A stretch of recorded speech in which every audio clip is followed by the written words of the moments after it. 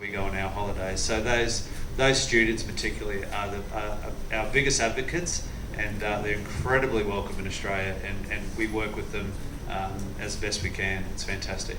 One of the things Aussies tell me when they come to India is how multicultural they find India, how one state is different from the other. The first time I went to Australia, I thought it was just one big state because the food was the same, the people spoke in the same accents. I'm told the accent in Perth is different. I had no idea, I could never guess. But over the years, I've seen Australia change and become a little more multicultural. There's a couple of people of Indian, Pakistani origin now playing for Australia, which didn't happen too much in the past. Doubtlessly there'll be a couple of Sri Lankan players coming through because it's got the second largest Sri Lankan population outside of Sri Lanka in Melbourne, I'm told. Maybe Greeks. There's already a Portuguese player who's born in the same place as Cristiano Ronaldo, who's from Sydney, who's played for Australia. Do you see that multiculturalism as something that could bind India and Australia together, which wasn't there when I was in '91, but I see that happening with every single year now? Yeah, definitely. I just from what you mentioned, the players that are coming through, your travels, and you just meet. My wife's Italian American and has been in Australia for 10 years, but just to travel around in different areas, and you can get any food from anywhere in the world in Australia. The languages they speak, not quite as different here as in India. I know they have so many different languages, different states, so many different dialects. We do speak one language, but you can tell if you're from Queensland or from Adelaide.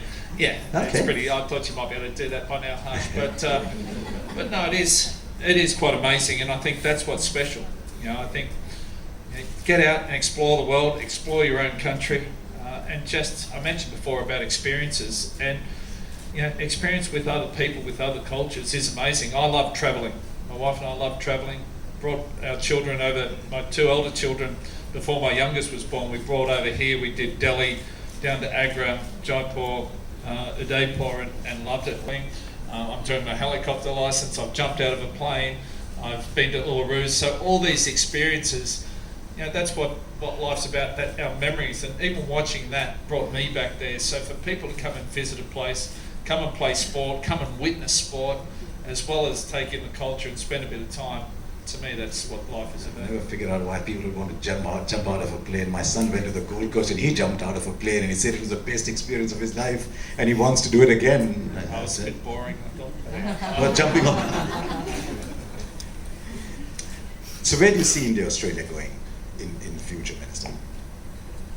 There's only from strength to strength, really, Harsha. It is. And we're just discussing in terms of those people-to-people and cultural ties.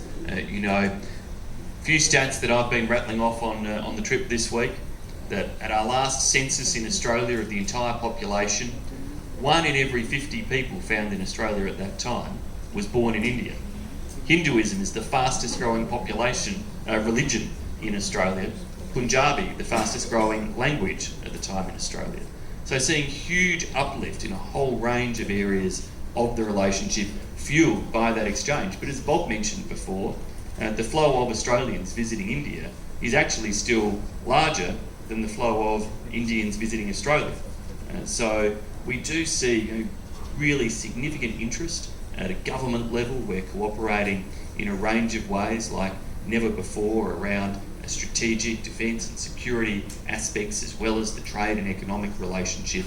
But all of that is possible because of the people-to-people ties and mutual love of things like cricket, sport, and just having a great time in general is really what helps to sustain those people-to-people relations.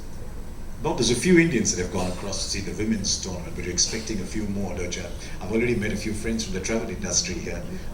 Many more in October. Look, it's off to a remarkable start, and what better platform to launch from? We're so excited about this this tournament, and we know there's so much interest in it here. So there's amazing packages out. I think it really does speak to how good our relationships are here with the trade partners. They've been able to organise the ticket sales, and it is complex getting large groups of people through.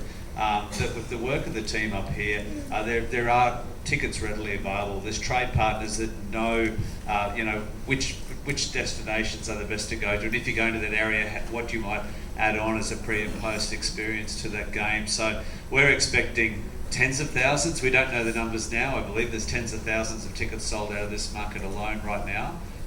But it's a wonderful way to cement what is already an incredibly strong relationship. And the experiences towards the end of the year, and we're all hoping for the ultimate final, as it's been mentioned. It's going to be one spectacular tournament. Now, we haven't won an ICC tournament, India hasn't, since 2013. So do you think with all the packages you could put in an India-Australia final that India wins? If I could have done that, I would have done that, I can assure you. There's the business hat on. There's the business hat on. Look at Glenn shaking his head violently. No, the final is perfect. The final's perfect. I'm sure we can do something. An India-Australia World Cup final, I will not bring up that issue with Glenn McGrath. I will not bring that. Gentlemen, keen to answer a couple of quick rapid-fire questions. Start with you, Rob. Top contenders, you think, for at the women's and the men's final? Oh, look, for the women, I mean, that game the other day, the India was fantastic. I'm not just playing to the crowd here. They were so impressive that I'd say that would have to be the tip. And I would be bold enough to say that I think that the men's team from my limited, I feel embarrassed talking about cricket with Glenn McGrath on the stage. From my observations, I think the Australian team does look quite strong. So I'm hopeful for the Indian-Australian final. Minister? Well, we're all hopeful, and look, I think our women's team have put in a great performance now, and I'm hopeful that we're going to see that continue. Obviously, the Indian team presents a real challenge to anybody who plays them right now, and I have little doubt that when it comes to the men's tournament as well, these are we're both always competitive when the big matches come along, and that is the thing. There's the rise to the occasion that happens, and Australia and India will always rise to that occasion. Glenn's already said that, but your predictions are normally bolder, Glenn. So, do you want to throw one?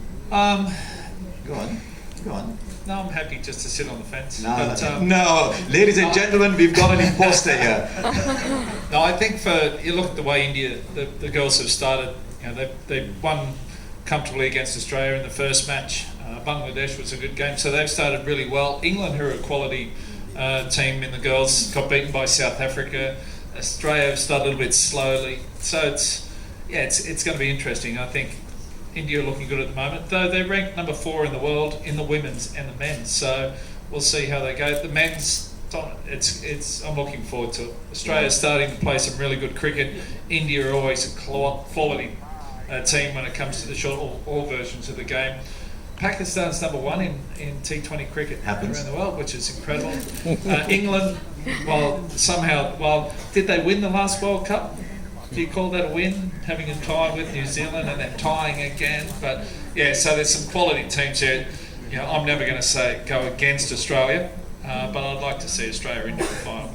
Bob, you're in the tourism industry. Is there one experience you want to recommend? Is there? Well, I always get in trouble. One experience. Look, I think some of the experiences around our capital cities at the moment is something that the Minister launched a wonderful campaign a while ago saying Undiscover Australia, which was really prompting people to have a look at Australia in a different light. So whilst we'd love you to visit the Great Barrier Reef and look at the kangaroos and koalas, looking at some of the urban opportunities now with new hotel product, with a much improved food and beverage offering, and some of our wines and some of our urbanscape is probably the hidden secret that's right in front of you. The Minister's probably got to talk about an Adelaide experience. Look, I am a politician, so I will have to play to the home constituency. But Kangaroo Island right now needs the visitors, but is still an amazing spot. Go and sit on the deck at the Howard, all local from KI products, and then you can get out from there and still see some of the best, most amazing Australian wildlife you would hope without seeing a single burnt tree if you wish to avoid it. Then, of course, it's jumped off planes, so. No, I love, I'm more a country boy. I grew up outside the major cities, and I love the Australian country. Just from rainforest to desert to Great Barrier Reef, Uluru, Kakadu. But I think, I'm not sure if many Indians know, on our coat of arms, the Australian coat of arms, there's the emu and the kangaroo. And the reason those two animals were chosen is because neither animal can take a backward step. And that's, we always use that to motivate ourselves playing for Australia. So we have very unique animals in the emu, in the kangaroo, the koala. Another difference between a fast bowler and a batsman. No backward steps for the fast bowlers. Even when maybe when they're batting sometimes, but that's a different story. But if you're out there, the wildlife's not far away. To have a photo with a koala, see a kangaroo up close, they're very unique and something very special and something you'll always remember. Or as I managed to do a cocker selfie. So thank you very much.